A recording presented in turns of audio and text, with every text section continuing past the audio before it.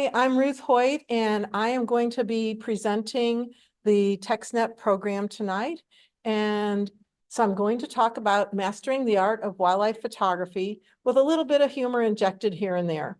My name is Ruth Hoyt, and I am the founder of TextNet, the Texas Nature and Environmental Photographers, and I do speaking engagements. And as I said before, this one is a new program that I debuted last weekend up in Georgetown, Texas for the Texas Photography Festival. So I'd like you to meet your instructors, Mr. Cardinal and Mr. Greenjay. Seriously, here are a few examples of my photography. I like to try and put new pictures in that some of you have not seen before. You may have seen some, you may have not, but hopefully you'll see at least a few new ones.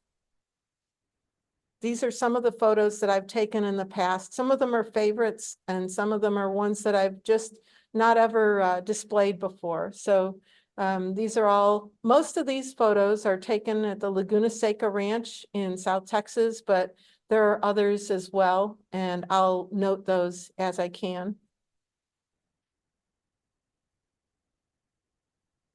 Some of them are just very serendipitous, and that is one of them, the woodpecker with the bee flying by, and it caught her attention.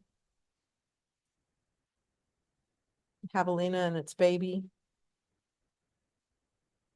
This one is from Costa Rica. When I go to Costa Rica twice a year, we always do the green, red-eyed tree frogs. This one's a blue jeans frog. There's Mr. Greenjay. He's telling me that I need to move on. So tonight I'm going to discuss 10 major points. And if you're at home, you can take a screenshot or a cell phone picture and come back to it later, or just wait to watch for the recording. We're going to have that posted on my YouTube channel in a few days. So tonight I'm going to talk about 10 major points. The first 5 have to do with ethical techniques and practices, learning animal behavior, choosing the right equipment, mastering camera settings, and using natural and available light. Mr. Cardinal's checking out what I have set up for the birds to land on. To continue, we're going to talk about learning about composition, practicing stealth and camouflage, post-processing techniques, education and conservation, and last but not least, ethical considerations in sharing. And when I say sharing, I'm talking about posting on social media or publicly. So Ms. Cardinal is checking my exposure right there. So let's talk about ethical techniques and practices. Most of the time, I'm going to just have photos to go along with my talking points. But on this one, I wanted to say that we should follow guidelines outlined by organizations such as the National Audubon Society or the North American Nature Photography Association. So I don't have pictures for those, but I do have their websites and their logos. And you probably have seen these before, and you can recognize them, but they do have ethical guidelines to follow when you're photographing. And so as far as ethical techniques and practices, you don't want to disturb or disrupt your wildlife's natural activities. So you want to avoid baiting or luring animals with food that would alter their behavior. And I will talk about that because I do work on ranches, and we do feed.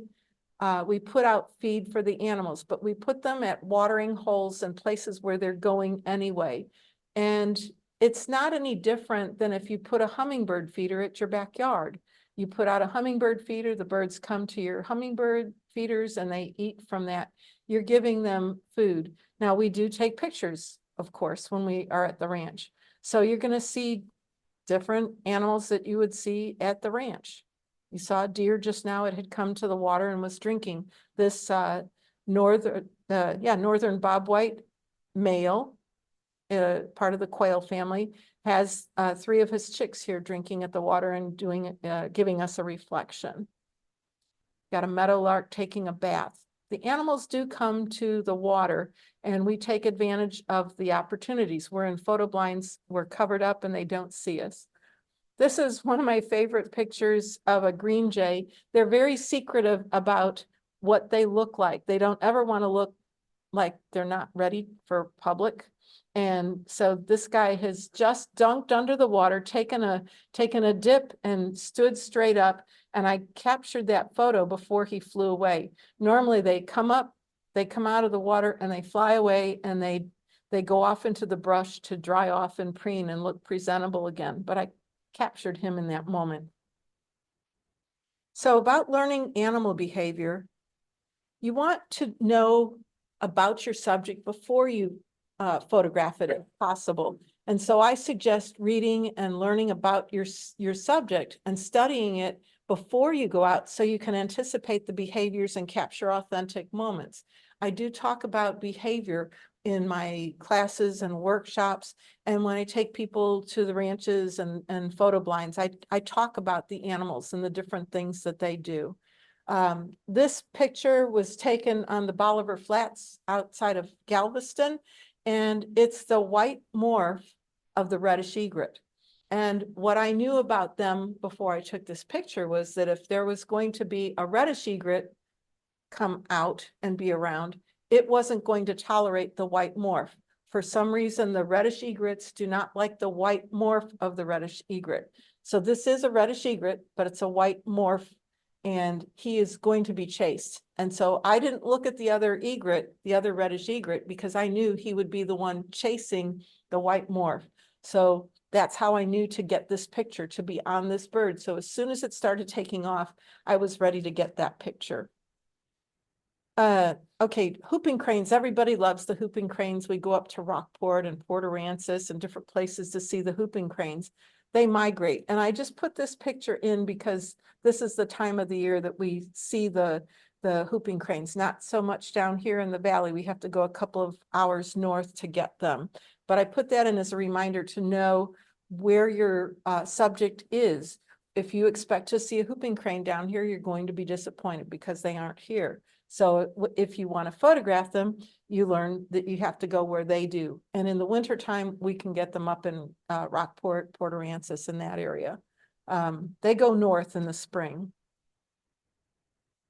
Okay, this is a barn owl photo that I took on the Laguna Seca Ranch.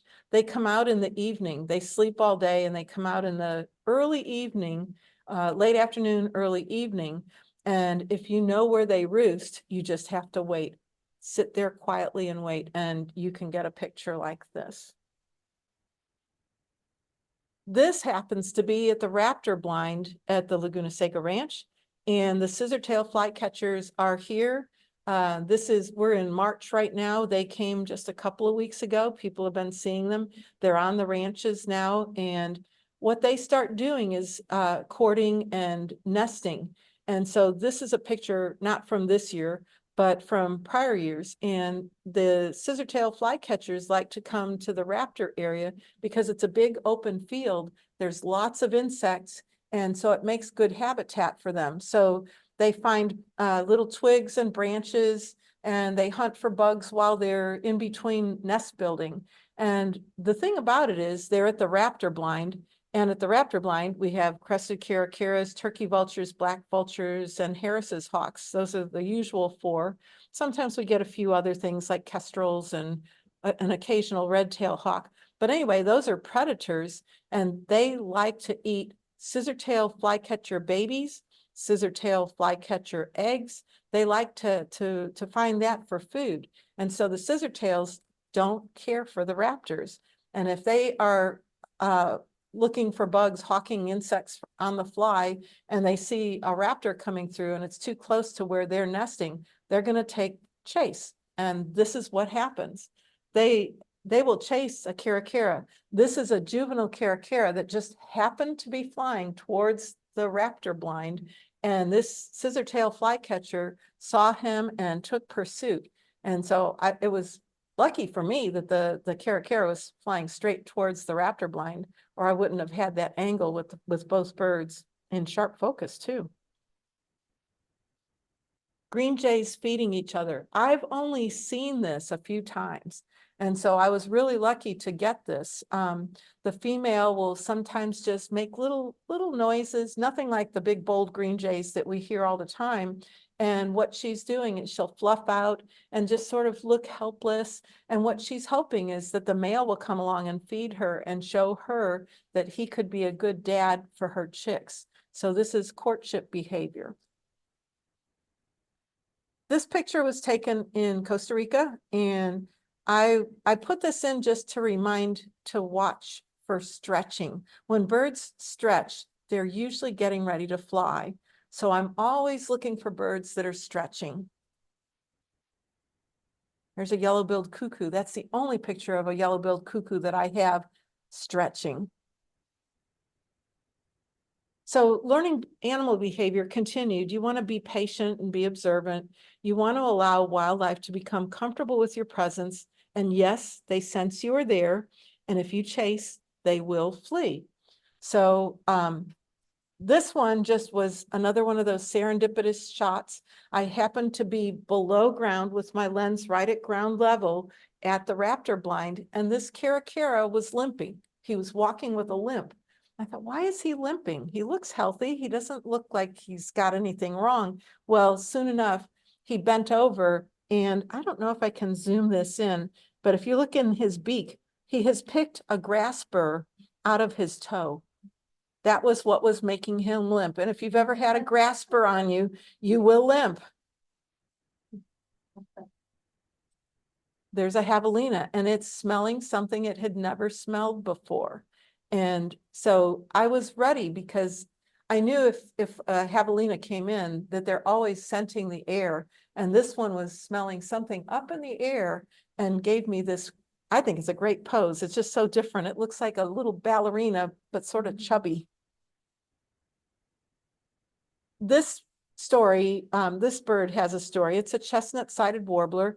And I've put that on my business card because it was a real meaningful story for me that unfolded here. I was down at South Padre Island, and it was during migration. There was a fallout of birds, and there were birds everywhere, photographers everywhere, people everywhere. And I happened to see this little chestnut-sided warbler fly into the bush way down, maybe like at knee level. It was very low to the ground. And all the photographers were all standing and looking at all the birds up in the air and up in the trees above where we were standing. So most people were looking like this, but I just happened to see the movement of that little chestnut-sided warbler coming into that brush. And so without saying anything, I just sort of lowered my tripod. I loosened the legs and just let it slide down and down. And I took pictures, even though I was above him. I didn't like that because there was all kinds of stuff in the way. But I was taking insurance shots, and I just got lower and lower and lower. And at one point I was on my knees, and the tripod was just still a little bit too high. I took a picture, and then I lowered it more, and I finally splayed the legs out completely flat. And so my camera was aimed upwards at this little bird. And at that moment, he looked at me, and the wind came from behind him and puffed him out like that. So that was one of those things that just happened. It was magical. It was a moment that I couldn't have planned.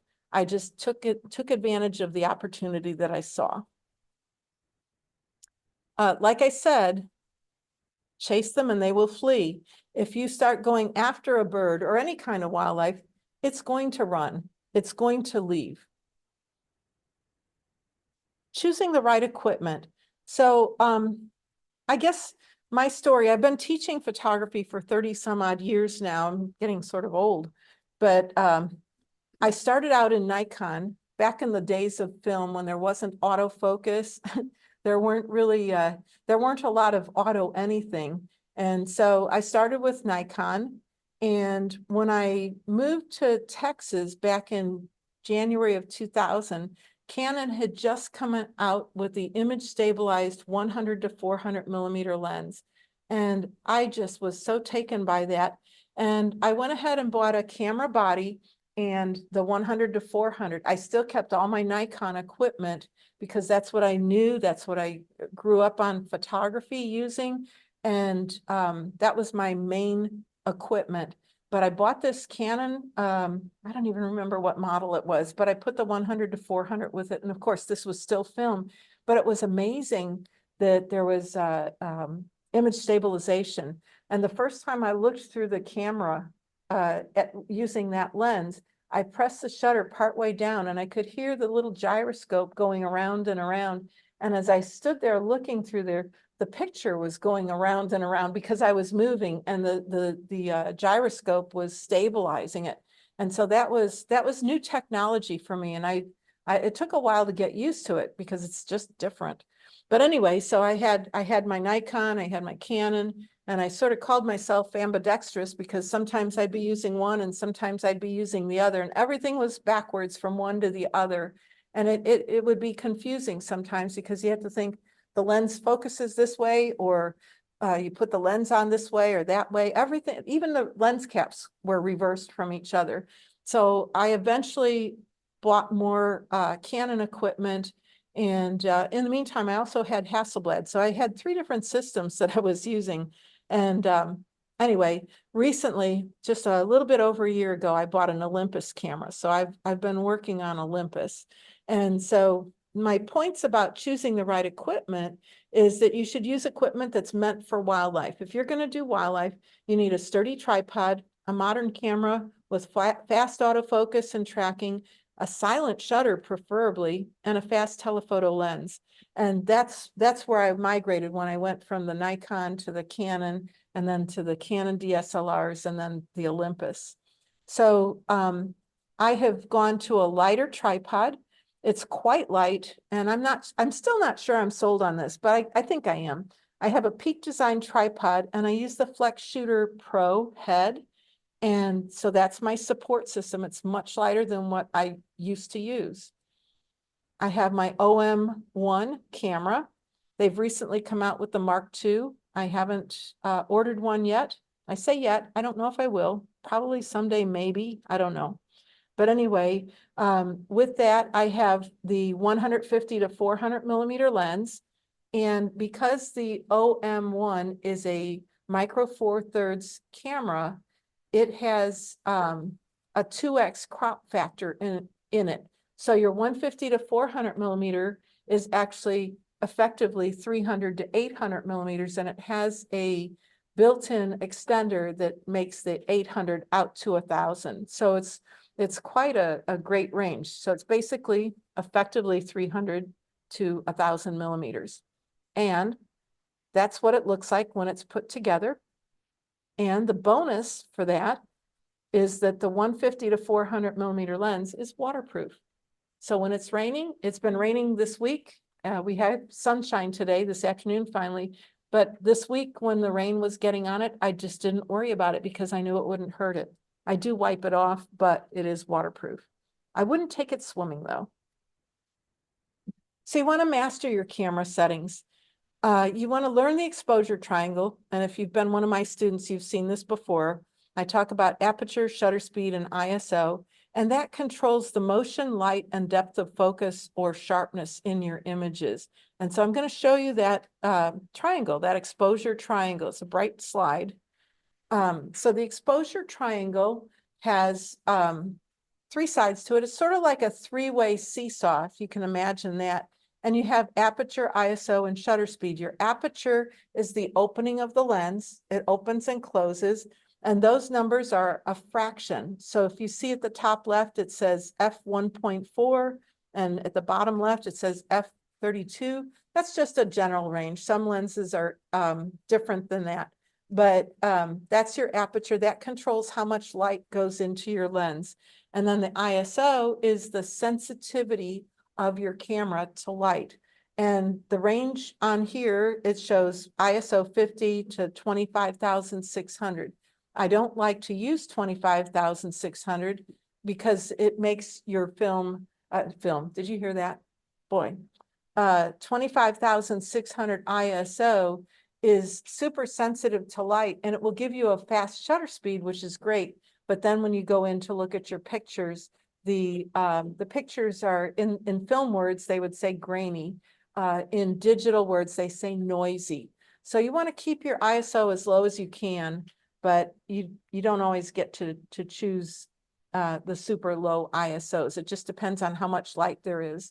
And then the shutter speed is what determines the sharpness of your pictures. If you're photographing and everything's in focus and you have a super slow shutter speed and your subject moves, it's going to be blurry. So you can have a sharp subject, but if it's moving and your shutter speed's too slow, it's going to be blurry. And most cameras, it says 1/4 second. These cameras that we have now, you can leave them open for minutes and hours, actually, if you do the, if you put your camera on bulb and run your picture for a long time, like if you're doing star trails or night photography, or just want that effect of something being semi-abstract due to motion. And the shutter speeds can go up to 8,000th of a second. I think they might even be faster now. Some of the new cameras go even faster than 8,000th of a second. But anyway, if you're shooting in manual mode, you can control all 3 parts of that exposure triangle, and that determines the results of your pictures. So in this picture, we've got some action. We've got 2 red-winged blackbirds sparring, and they're going up in the air. One's got his foot out, and the other one's got his beak out. They're sparring, and they're, for the most part, they're very sharp. Their eyes are sharp, their tails are sharp, their feet. The only thing that shows a little bit of blur is the wing on the one on the left. Well, both of them actually have a little bit of blur in the wings. And here are my camera settings. Even at a 3200th of a second, you've got some blur. And I think it's not necessarily from the shutter speed, but I think at f5, that means the lens is wide open and you don't have a lot of depth of focus from front to back. The ISO is 800, which is sort of medium. And this is with one of my Canon cameras with a 500mm lens. And I did crop a little bit, not a lot, but a little bit. So mastering camera settings. You want to practice and learn how to isolate your subject from the background, which helps make your subject distinct. You want to intentionally freeze or blur the subject's movement, and that's usually with your shutter speed. And you also want to control your digital noise. That's the ISO.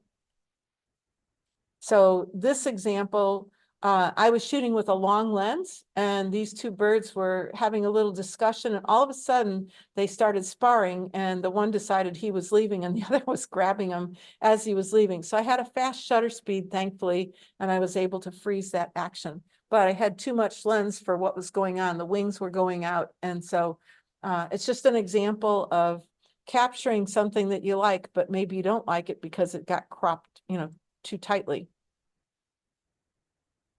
This picture is a turkey, and she is she has just taken a dirt bath, and then they wallow around in the sand and the dirt, and they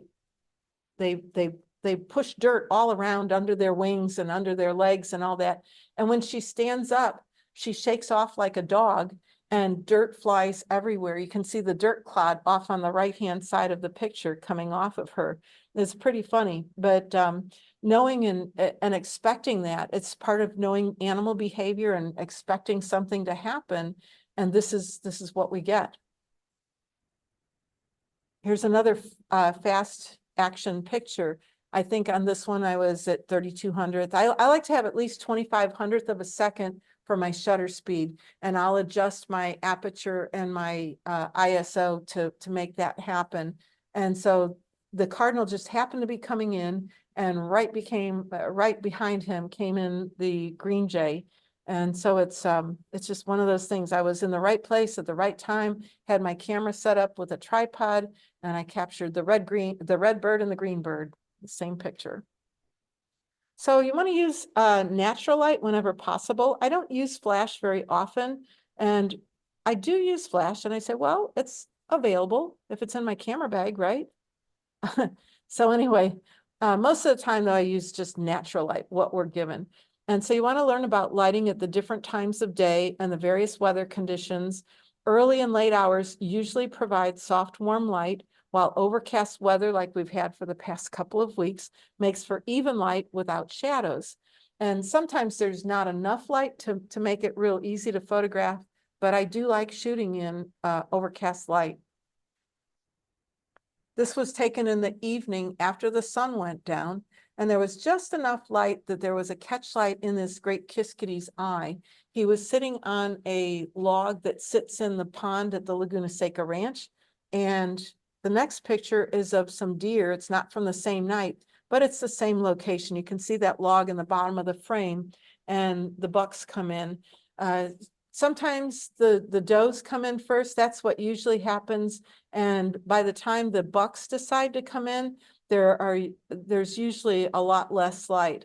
But here on that evening, I had just enough light where I had a good enough shutter speed to make them come out sharp.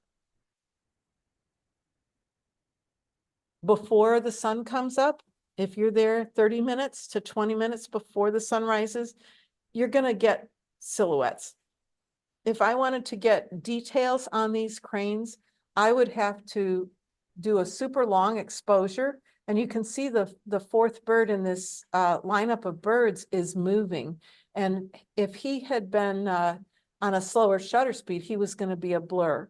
So what I did was I exposed for the color of the water with the sunrise light coming up.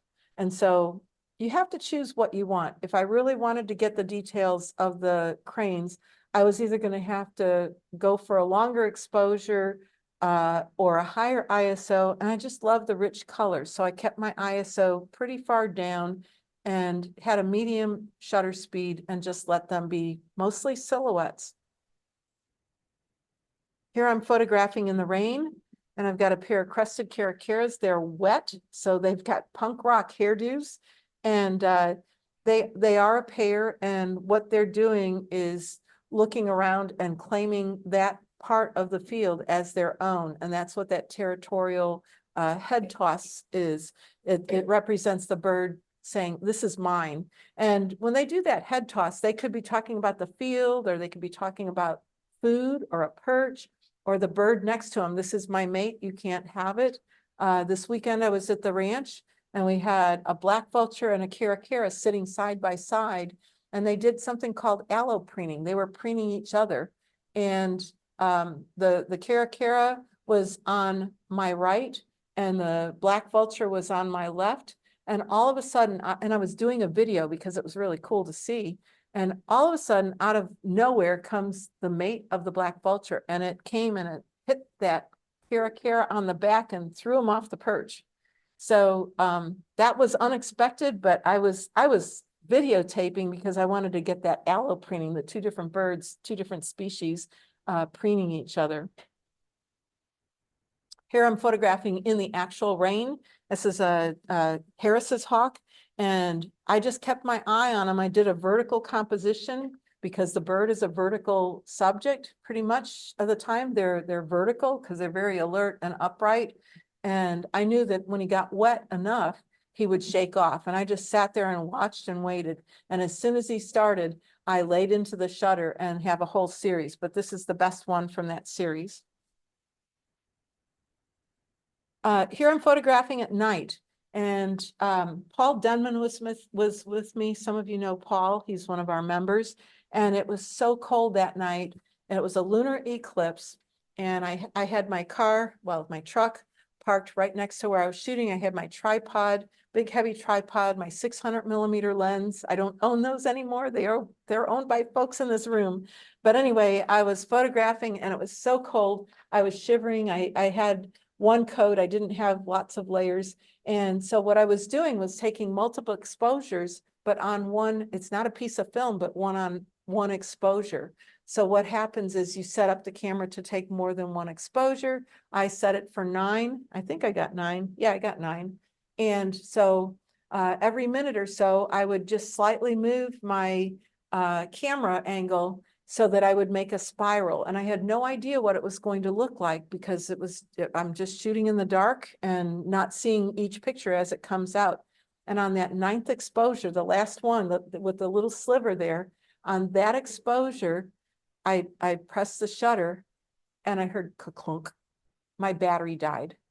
And I had no idea until I got home that night whether I got a picture or not. So, you know, be prepared. And if you're going to do something, especially at night, make sure you have extra batteries, extra cards. I should have checked my battery before I started this, but it was over. The lunar eclipse was almost over and my photos were over for the night. I had used up my batteries. So anyway, I like to shoot at night. You just have to be a little bit more prepared. So learning about composition, moving on to that, I'm going to say I use the rule of thirds as a guideline, not a rule, not a hard, fast rule, but a guideline for composing. I like to look for visually appealing images, and it's usually, but not always, it usually means that you're going to be composing with the main subject off center. If you take a picture and put your subject in the middle every time, your pictures are going to look the same and they'll get stagnant over time. You'll just see the same thing over and over and over in the middle. Now, some people like to shoot with them in the middle and then crop later. I was brought up in film and we didn't have film to waste because you only had 24 by 36 millimeter piece of film.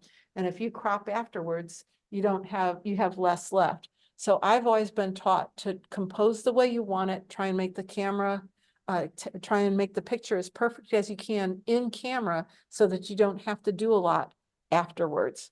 So one of the things I like is upside down birds facing downward. The diagonal of this Oriole is very pleasing because your eye, I think it will start at the tail and go down to the eye. Some people might start at the eye and go up the tail, but we do read from top left to bottom right when we're reading. We start at the top of the page and go down and to the right. So when I look at this, I go down the tail and stop at the eye and the beak. I just like that composition. Here's another one.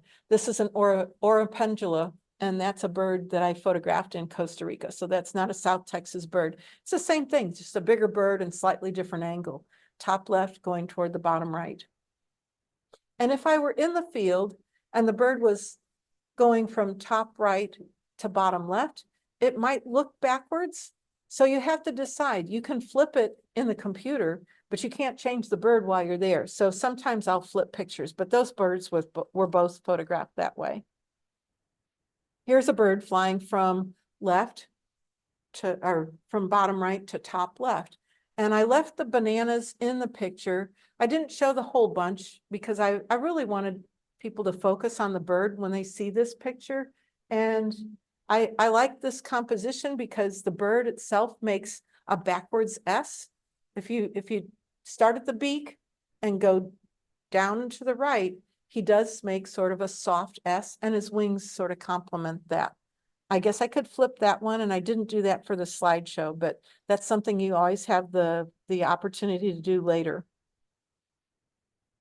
This one, I think, could have been a lot better, but I caught it and then it was gone. I like to have more room in front of the subject and less behind it. And so when you're looking at this cardinal, he's a red bird on a green cactus heart-shaped, and I use that for Valentine's Day. And if I could have made this better, what I would have done was move the camera over a little bit to the right so I'd have less room behind the bird and more in front of him. So that's my own critique on my own photo. This woodpecker is flying from left to right. We read from left to right. I could probably turn it around and it would be a pleasing composition as well. He was taking off from that perch. I don't know, I could leave that perch out, but I didn't. Here's where I break the rule. This bird is smack in the middle. And this is what I do to see if something is bullseyed. I take an imaginary pen and make an X through the picture, starting at each corner and going to the opposite corner down below. So I go from top left to bottom right and top right to bottom left. And that bird is right smack in the middle. Okay, is it all right? I think it is. It's a very symmetrical bird. It's a turkey and it's got its wings out. And I think it's okay. I could have cropped from the top and had less background, but right now that bird is smack in the middle And you have to decide if that's the way you like it or not. It's very subjective. Here's another one that's smack in the middle. And I don't think I would change anything on this one. I like the 4 eyes, and they're almost perfectly in the middle. If I was getting nitpicky, I might take something off of the top, because there, if you look in the top left, there's a blue bit of color. And I don't know, is it distracting or not? It sort of ties into the frog, because the frog is in the shade. So that's why you've got the blue and the water on the frog. So I left it. In learning about composition, I think you should check both the background and the edges in your viewfinder before pressing the shutter. You might be surprised at what distractions you discover. Now, I was up in Georgetown when I did this program, and I talked to them a little bit about border control or border patrol. So starting in the corners and going around the picture looking is what I call border patrol, border control, either one. I've got a series of 2 pictures here. This is a great kiskadee, and he's being very greedy. He wants as many berries as he can eat. And so he picked up 2, but he couldn't keep them both. So that was sort of one of those lucky shots, right? I laugh because, you know, here he is trying to get both berries, and he tried to juggle them and one fell out. Same thing here. You know, it's action. And if you look at my corners, there's nothing in the corners. There's nothing along the edges that distract. You know, the bird's perch goes out of the frame on the left side, but I think that's okay because the Pyrrholoxia on the left is approaching the perch, and the thrasher, the curve-billed thrasher, is giving him the evil eye. It's like, no, this is my perch. And the polite Pyrrholoxia says, I'm sorry. And by putting out the wings and flaring the tail, I think that holds the composition together.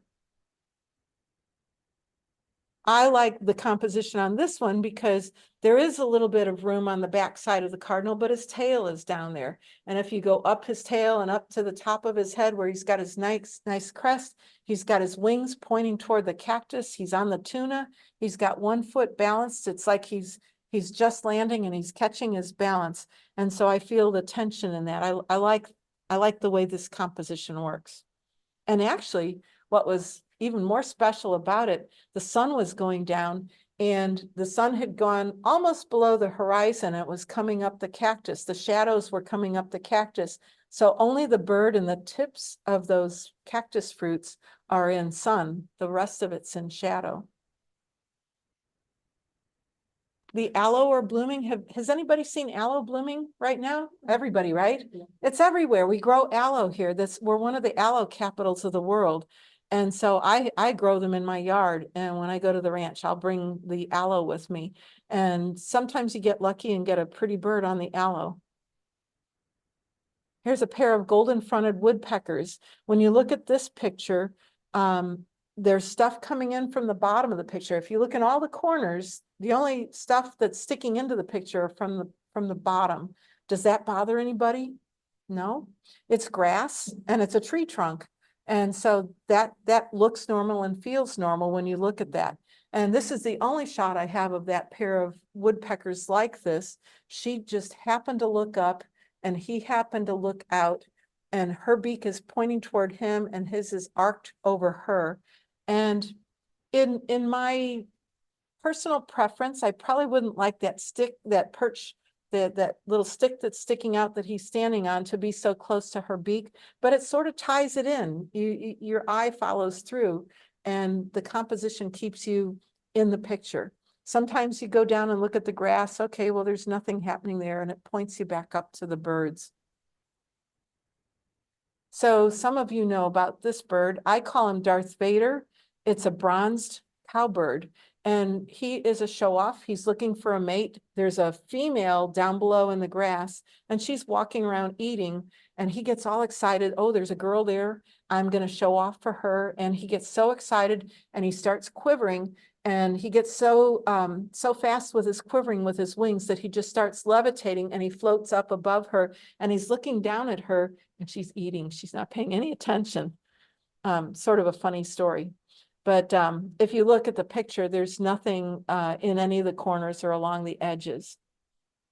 Sometimes we get lucky. Sometimes, I mean, you never know when it's going to happen. You know, they're courting and that he's going to do it. But so many times it's behind a branch. So I was really happy for this one.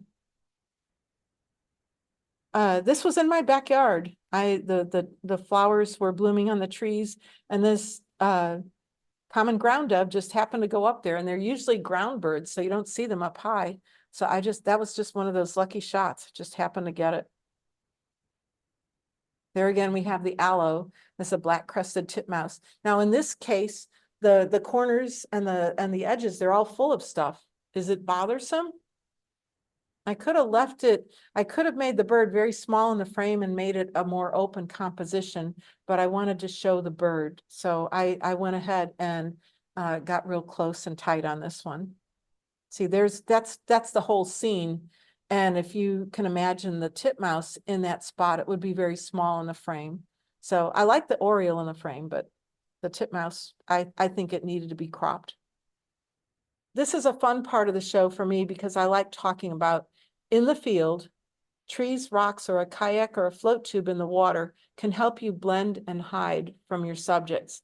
If you move slowly and quietly, you can avoid startling the wildlife, and you should wear muted colors that blend. So this is me on the side of a pond, and I had the ranch owner take a picture of me, and you can see me, and you know, well, you don't know that it's me, but it is. But I'm under a piece of fabric, and I'm wearing a camouflage outfit. And I blend in. If the landowner were to walk away, there would be birds right there in front of me, and they wouldn't know or see me. They might know that something's there, but it's not going to look like the human form. When we go walking around, animals see our legs and they see our arms moving around. If you're in a blob kind of an outfit of camouflage, you're not going to look like a human. So that's what I like to do when I'm out in the field, not in a blind. Here I am in a kayak, and this is my Hobie. It's a sit on top. And what I like about the Hobie is that it has pedals. So I'm pedaling, that's what powers me. And my left hand, you can see, is on the control for the rudder. So I can hold my camera in my hands and rest it on my knees and aim anywhere. I control if I'm moving or not with my feet. And if I need to if I need to turn one way or the other, I can just move with my rudder control on my hand. So I like using that. And I did put photo courtesy of Elaine Pruden because she's the person who was helping me learn about photographing from a kayak. She's not necessarily a photographer, but she loves kayaking, and she taught me a lot about kayak safety. This is another one of my rigs. It's a truck tire, and I'm using it as a float tube. It's a truck tire from the big 18-wheeler trucks, and it just filled up with air. And then I put a piece of plywood with holes cut in it and a PVC pipe across the top, and then a cushion for my camera. You can also put like a Wimberley head or something like that, attach it to the plywood. And then what I do is get that covered up, and now it's a camo, and I can take it into the water and the birds can't see the human form. This is me going in. This is me getting out there.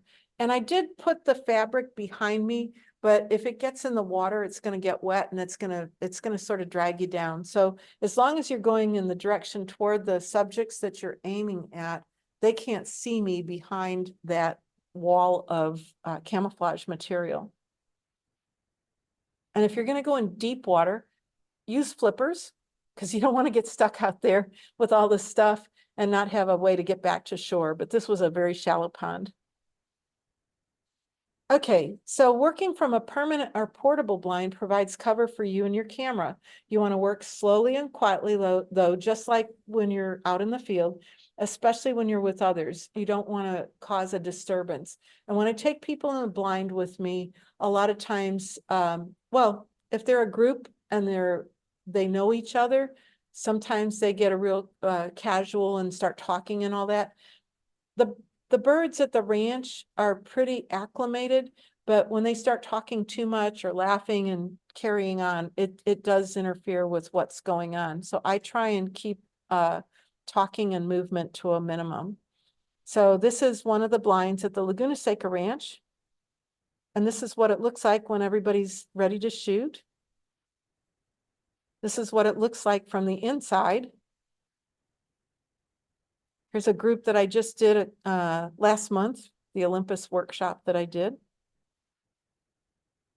This is my friend Charles Lawrence. I have helped him on his ranch, which is up in Falfurrias, and we were trying different photo blinds. This one is a portable duck blind. It's just like sort of like a big bathtub, and you dig a hole and you put it in there and then you cover it up. And so this is what it looks like when he's shooting. And from the inside, it looks like that. This is me. This is not really a blind. This is just protection. Paul Denman was my assistant or helper. He was my spotter. Debbie Thomas built this frame for me out of 2x4s and plexiglass and cut a hole in the plexiglass so that my lens could go through it and I could take pictures of the snake without being real close to it. That's a 16 to 35 millimeter lens, so it's really close. And I also had my macro lens. And at one point I thought, oh, you know what? I'd like to switch to my 180 macro lens. And I pulled the camera out to change lenses and I saw that snake and I said, no, I'm not going to do that. I changed my mind. Yeah. So this is the photo that I was working on with that lens. When I'm photographing snakes, I tell people the thing that you want when you're doing a photo of a rattlesnake is that you want the eye, hopefully the tongue, and hopefully the rattle. You want those three things in your composition, and you want those in focus if possible. So post-processing techniques, I'm not going to go into any depth on this because that's another whole program or workshop. You want to use apps such as Adobe Lightroom or Photoshop to enhance your colors, contrast, and sharpness, but you want to avoid over-editing that alters the appearance of your subjects. And so I know that this looks super bright, but I think it's the projector, not so much my color, because when you look at my actual laptop, you can see that it's not as dramatic. So the projector may make these photos look oversaturated, but I try to keep things looking as natural as possible. I know it's very easy to overprocess images, and that's something that I always try and work with when I'm working with students to not do that. And then as far as education and conservation goes, you want to educate yourself and others, especially youths. They're our future. We want to talk about nature conservation and teach, volunteer, donate, whatever works for you to help support those efforts. And so this is Simon Fontenot. He's one of my young students. He's 17. And he went to the ranch with me. He's waited 2 years to go with me to the ranch, and he was so excited. And so I took this picture of him while he was photographing, and I said, "Hey, Simon, look." And he looked and he saw my camera, so he smiled. And what he was doing was taking a picture of a female cardinal in the water. So I circled his camera to tell you to look, but here's the picture that he was taking at the moment. He was learning to get low, get the reflection, and have everything in the right amount of focus and depth of field. And then ethical considerations in sharing. So this is my main final point, is that you want to get permission before sharing photos or of private wildlife areas and avoid geotagging precise spots of vulnerable species to prevent disturbance or poaching. It's not only true for birds, but mammals. It's just true in general. You don't want to just be giving out information to everyone because you don't know who's going to see that when you're very public with your posts. So this photo is done by David Welling, and it's a photograph, and it looks overprocessed. Again, it's not. This is a photo that David Welling took back in the 2000 photo contest down here. It didn't win anything, and it's got such meaning and I don't know, it means so much because it was something that you just can't duplicate. He was photographing green jays and a snake, the rattlesnake came and it just grabbed the green jay by the back of the head. And he was fast enough to capture it. And I was very disappointed that it didn't win anything. But, you know, it's really funny because 20 years later, actually more than 20 years later, he put this photo in another contest and it won first grand prize. So I asked him for permission, and that's my whole point here is if you share anything, whether it's yours or not, you want to get permission from the person who created the image or the art or whatever it is. And would you like to see a few more photos? Yes? Okay, I'll show a few. And I won't go, I've already been talking for almost an hour, so I don't want to go too long, but I'm just going to go through some of the pictures that have been highlights for me. These are all, well, I don't know if they're all in the valley. I'll tell you if they're not.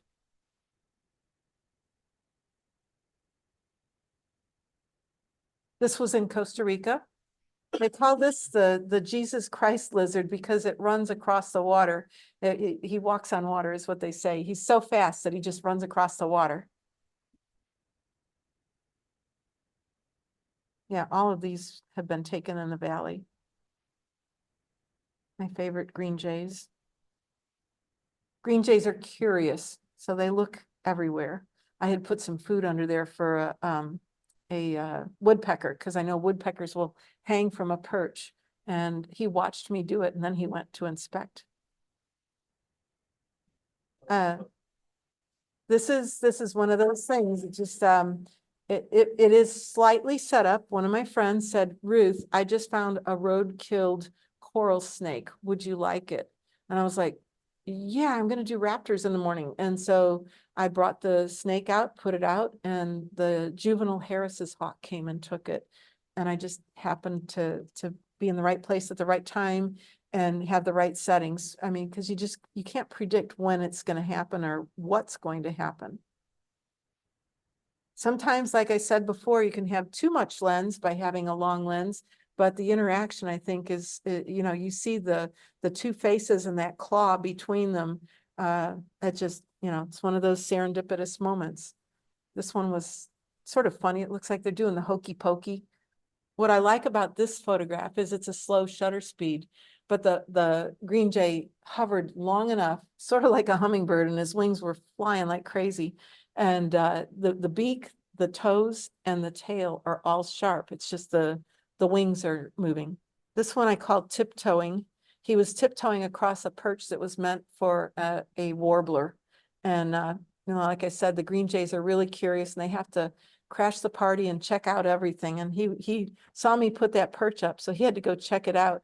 And his back foot is actually on the top part of that perch, but he's so heavy that it put it down and it put it below the bottom one. But I like the balance and the position of the wings and tail and just the whole way it worked. This is one of my favorite whitetail hawk pictures.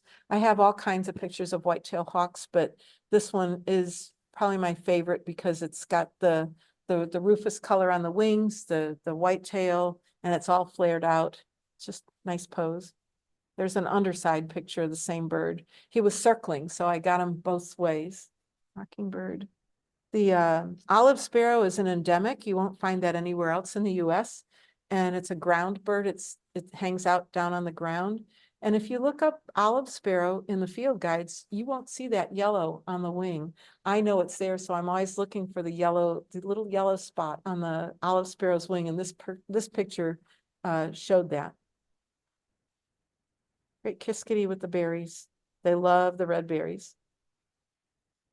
This is another old favorite of mine. This little fawn had never been to the pond before. You could tell because he was very nervous and apprehensive about going in the water. And his mama encouraged him and licked him to make him feel comfortable. Everybody likes the cactus tunas, and that's what this cardinal is doing. She's landing and trying to grab a piece of that. Kiskadee playing with its food. There's a reason for that. They will eat just about anything they can catch. And what they do is they throw it up in the air and munch on it when it comes down and throw it up in the air and munch on it. And what they're doing is trying to mash it so that it won't bite them or sting them as it's going down when they eat it. There's another white-tailed hawk. And this bird just landed next to the caracara and took the food right out of his beak. And the caracara was just sort of like, really? Okay. It's like the playground bully. Two caracaras tussling, coming in for a landing. This one I think most of you've seen before, but it's one of my favorite pictures, and it's a nice way to end the program. It's just, I put some Yopon out in front of the photo blind, and the woodpecker came in, the evening light just hit right. You see the red eye, and it matches the red berry in his beak. And I'd like to thank you.